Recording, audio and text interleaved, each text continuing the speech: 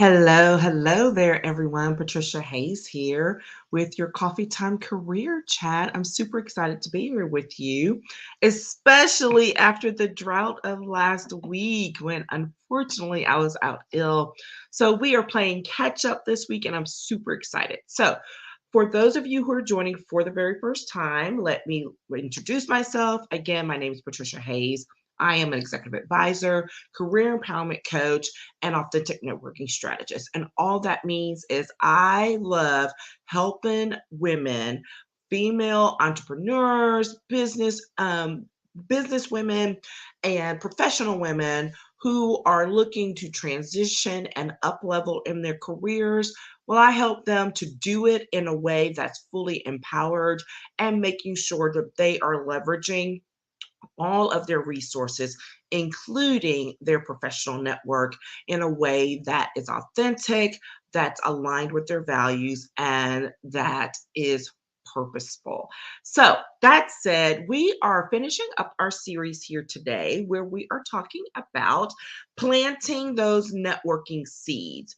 And today is one of my favorites.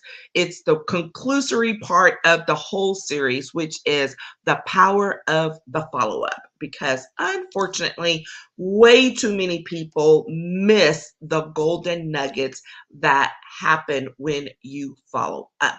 So, we're going to talk about some of those strategies and the rationales for making sure that you engage and follow up.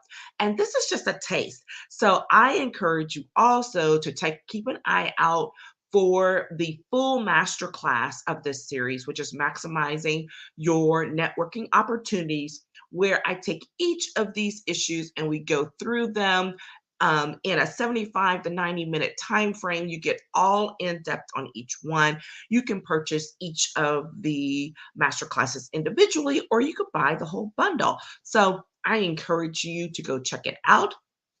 Find the rest of this series on my YouTube channel, and you can get to that by just clicking on the Linktree link in my bio.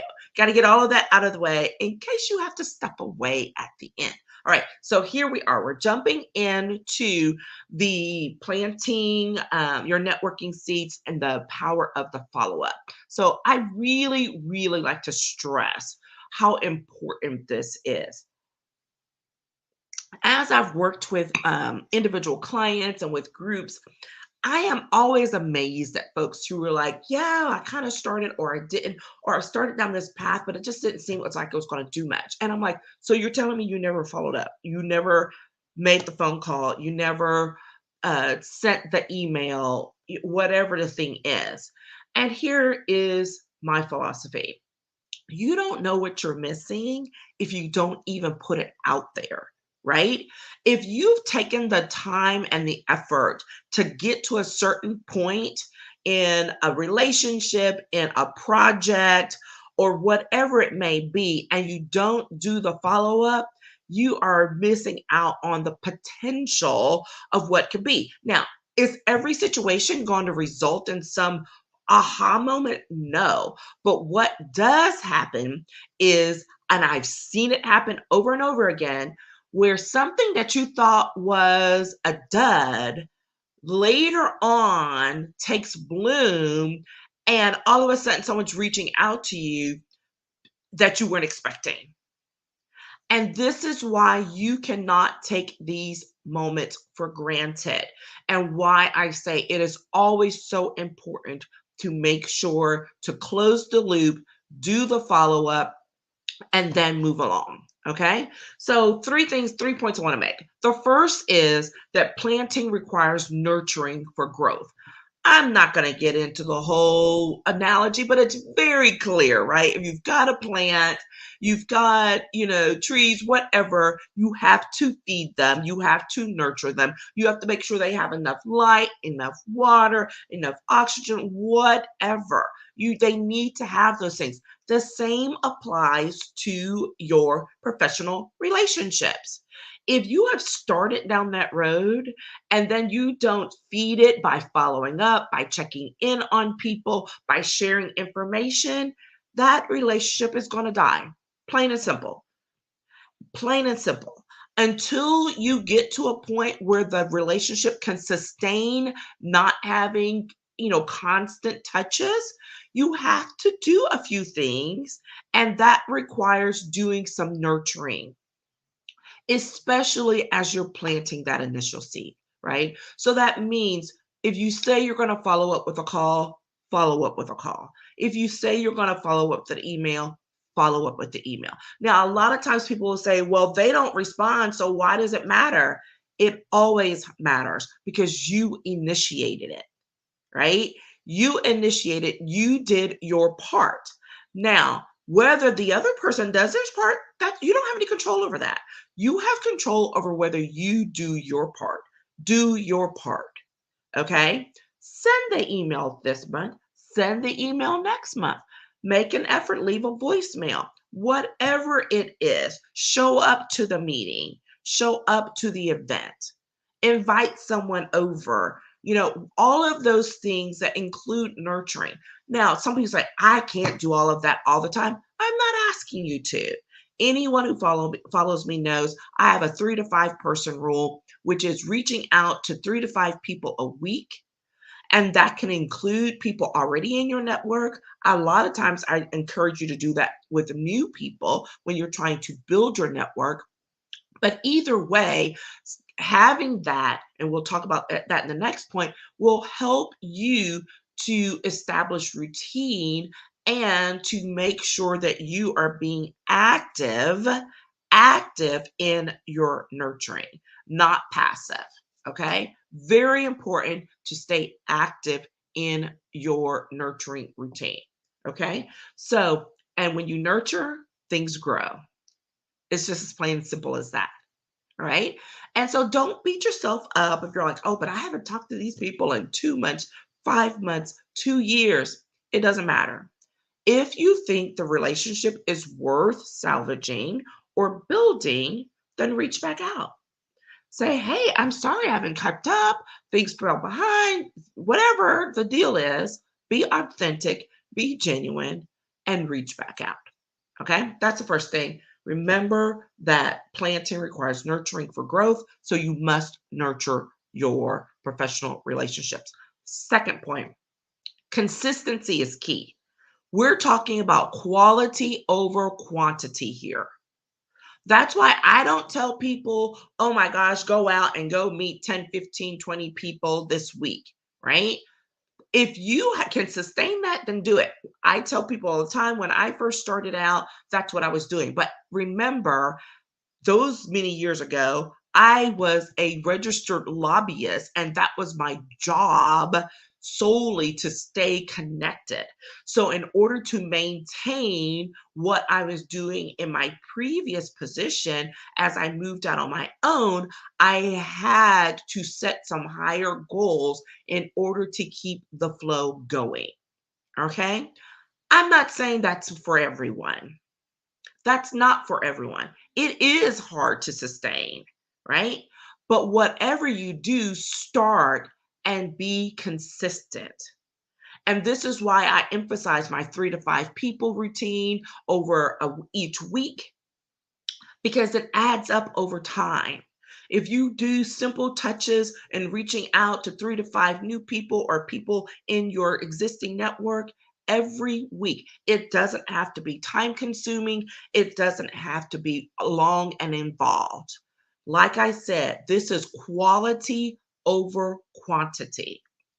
Even before the pandemic, when I did go to happy hours, which I detest, right? I'm always very open about the fact that I'm not a fan of happy hours. So if I went, I was always being very deliberate. I was going to go chat with a certain number of people or that I expected to be there or to connect, show my face, whatever, and get out.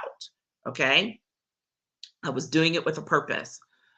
I never just went in trying to collect 50 business cards. Like by the time we got to right before the start of the pandemic, if I didn't even own business cards because I was going to connect with you in depth And we were either going to share LinkedIn profiles, I was going to collect your number, something else with a more personal type. And that means I had to engage in conversations with people. That means I had to slow down and I was not just collecting business cards. Someone gave me their card, that's fine. That's their choice. But I wasn't handing out a whole bunch of cards. I wasn't handing out any cards at that point. Okay. So here's the thing, and I know that is completely against conventional wisdom, but here's the reason why. Five high quality contacts and relationships that you make or that you initiate in an environment like that are way better than 50 business cards of people you don't even remember. Okay. So remember, quality over quantity, be deliberate, be consistent. And the easy way to track that is, like I said, if you are keeping a journal in your calendar, a tracking system of 3 to 5 people that you reach out to. I have years worth of journals where I've done this, literally.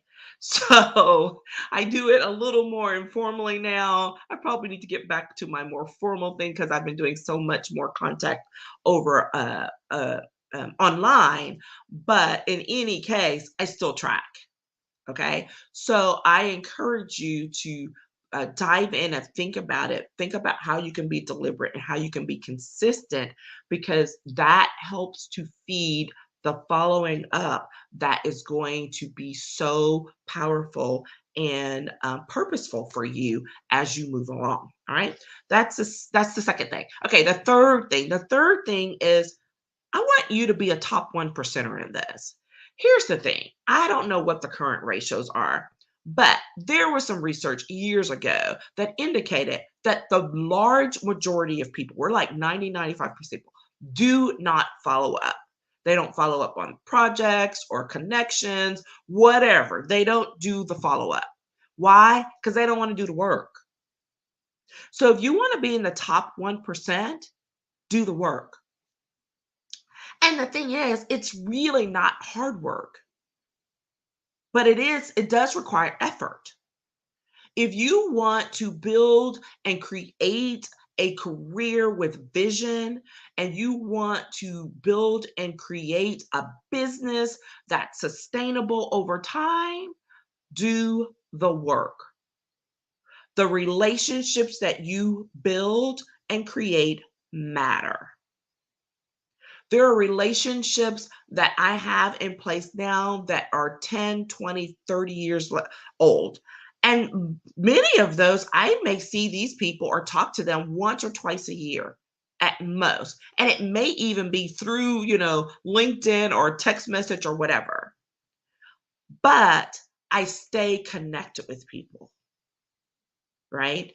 I know when I can reach out to certain people to say, hey, I have this idea. I have this person who needs this help. What do you know about this? All right. This is not about overkill or making it hard on yourself, but doing work that matters that will sustain you over time. So that as you grow in your career, as you grow in your business, you have relationships that provide a solid foundation and will help you at those moments that you least expect it. Those are the most fantastic things that I love for my clients to be able to come back and tell me that, hey, I did this and you will never believe who called me back. I wasn't even expecting that. It matters. Put in the effort, do the work. That's what I encourage you to do. Because as I always say, the gold is in the follow up.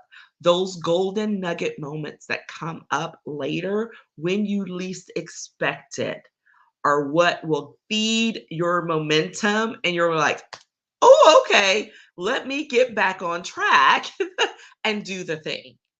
I've been doing this for decades as part of my career and part of the work that I've always done. And as I help others, train others, coach others in having a more empowered career journey and in the work that they do for their business, this is one of the things that I cannot stress enough is to continue to put in the effort in those places where most people will not, so that you can have the success that most people will not. And this is one of those areas. Do the work, be consistent, nurture your network, and I tell you, you will not regret it. Okay? That's what I have for you today. It's been great checking in with you. I'm super excited. I'm looking forward to starting a new group of things in April. We'll have a little chat. If you have some topics, concerns, issues that you would love for me to talk about, please hit me up in the DMs. Let me know. I love hearing from you about whatever career transition issues you're having. What are those networking and relationship building issues you're having on the job or as you're trying to transition? Because I want to make sure that this work remains relevant to what you are experiencing right now today. And I want to make sure that you are getting what you need along the way. All right. Take care, and I will talk with you again soon. Bye bye.